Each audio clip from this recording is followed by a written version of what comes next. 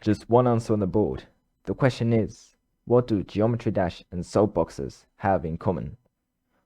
What do Geometry Dash and soapboxes have in common? Bro, I don't f***ing know. Nothing? Yeah. Good answer. Yeah. Come on. Wait! So there was that What? guy. I don't know. Who are you? Geometry Dash does in fact have something in common with soapboxes. Why are you on my stage? And I have proof. Where is this music coming from? Just watch this video. No. Someone decided to make Geometry Stop. Dash inside of a soapbox Get out. racing game called Zeepkist. Seriously, what is There is with a this clear music?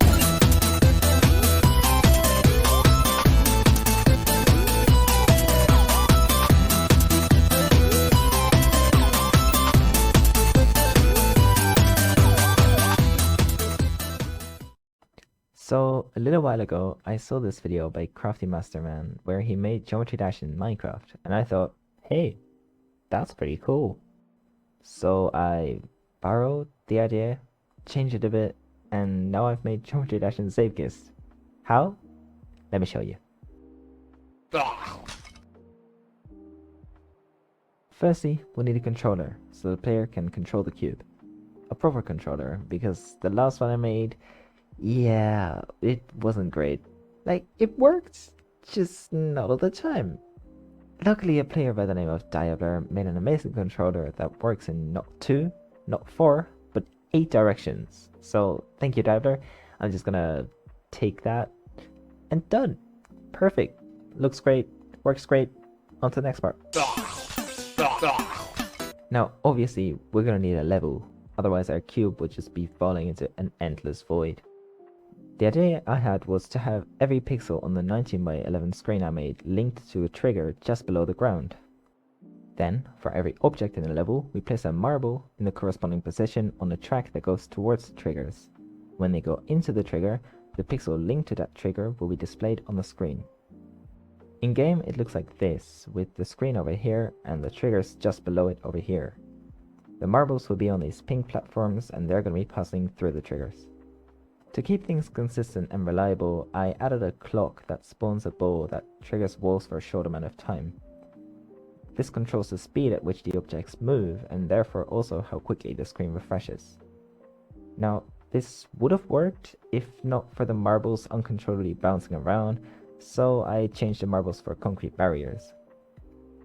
I would have preferred to use smaller objects because smaller objects are in between pixels for a shorter amount of time, meaning duplicate pixels would be harder to spot.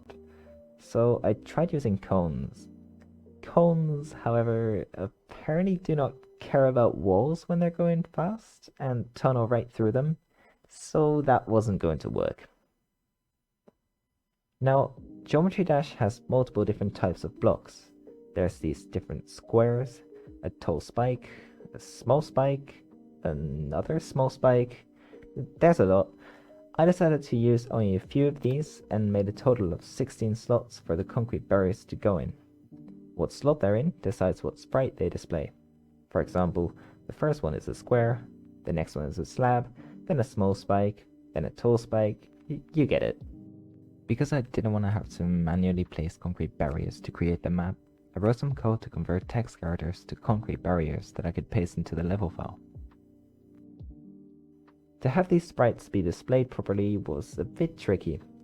You see, the triggers only spawn certain shapes, and I was kind of limited to using these cubes, which, after changing the scale a bit, fit perfectly in each of the 16 slots. To display the sprites properly, I decided to put the inverse of a shape on the pixel and spawn a full cube slightly behind it.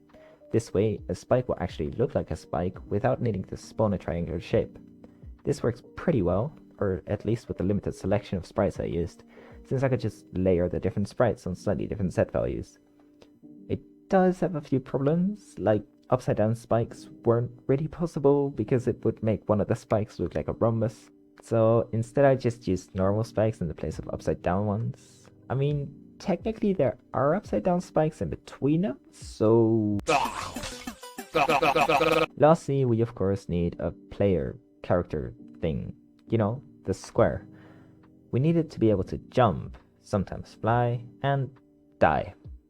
So with inspiration from Bram, I made this, which seems like a mess. Let me explain. The player is represented by this halo that rests on these platforms. These platforms appear at the tiles below which are ground tiles, like squares and slabs. This halo already has physics, so we don't need to simulate any gravity, as it can just fall when the platform disappears.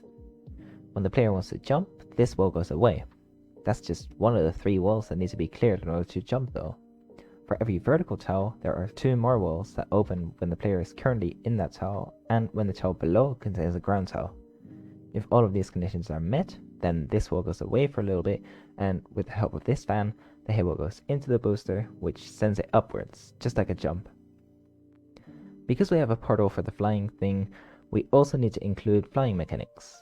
What happens is, when the player goes through a pink portal, a bow spawns over here, which will stay here until the player goes through a green portal, in which case it will stop flying.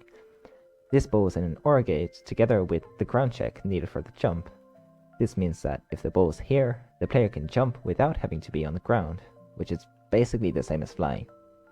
It's a little bit scuffed because of the delay, which makes it really hard to time correctly, but it works. Finally, we needed the player to die when it touches a spike or runs into a wall. All I did for this was check when the player is inside another tile, apart from portals, and if it is, the player gets destroyed. That opens this wall, which causes this pumpkin to trigger this, which spawns the trash at the clock system, stopping the whole thing from working. And with that, the game is done. If you ignore the low frames, input delay, and the occasional mispositioning of a tile, it's almost like you're playing the real game.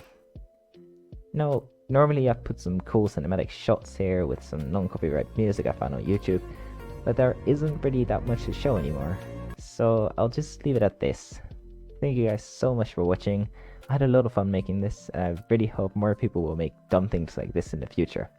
Subscribe if you want to. Honestly, I don't know when or even if I'll make another video, but if you don't want to miss out on some random upload, you could always turn on notifications.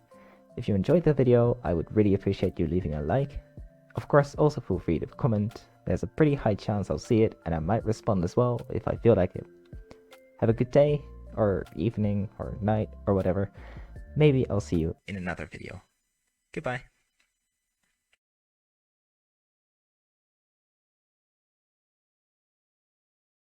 Told you. Shut him! Right on my side.